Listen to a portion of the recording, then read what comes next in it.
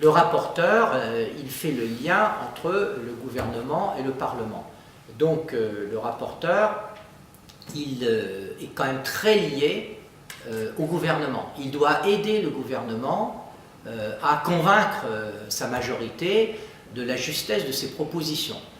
Mais il joue aussi un rôle de garde-fou, parce que si les propositions du gouvernement sont à l'évidence de mauvaise qualité, c'est le rôle, c'est même le devoir du rapporteur général de mettre en garde le gouvernement. Mais avant tout, il est là pour faire l'articulation entre le gouvernement et sa majorité. Donc expliquer les dispositions, persuader, convaincre. Le président, qui de surcroît depuis 2007 appartient à l'opposition, il est, je dirais, un peu au-dessus de la mêlée et il doit s'efforcer, surtout sur des sujets qui sont très techniques, comme je le disais, hermétiques. Il doit veiller à ce que chacun comprenne la matière, comprenne les choix, comprenne ce dont il s'agit. Et donc le côté de pédagogique, d'explication, pour pouvoir décider en pleine connaissance de cause est essentiel.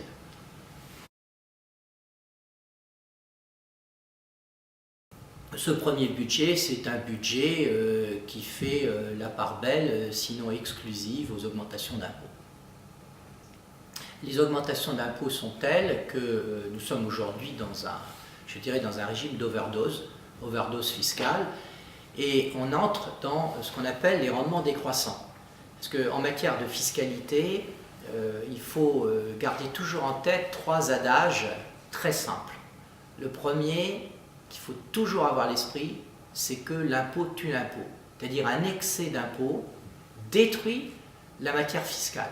La matière fiscale, c'est-à-dire les comportements de nos concitoyens,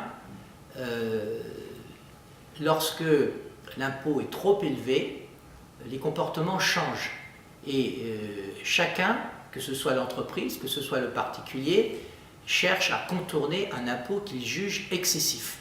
Il y a une expression très importante qu'il ne faut jamais oublier, c'est l'expression du consentement à l'impôt. Et quand une société ne consent plus à l'impôt, parce que l'impôt est excessif, cette société modifie ses comportements.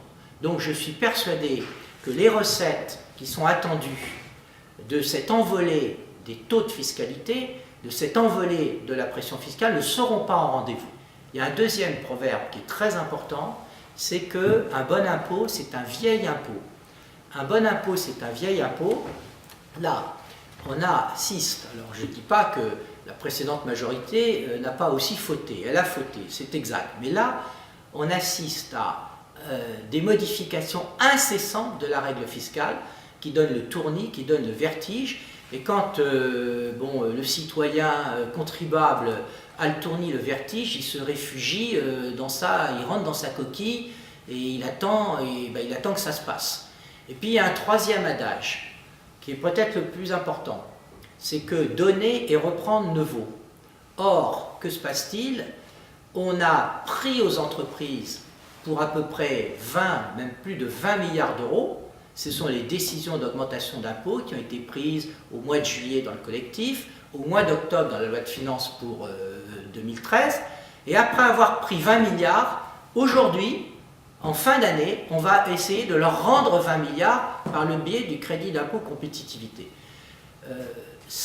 Les Français, les entreprises, plus personne ne comprend rien. La mesure négative, parce que pour moi elle est assez emblématique d'un détournement de la notion de justice fiscale.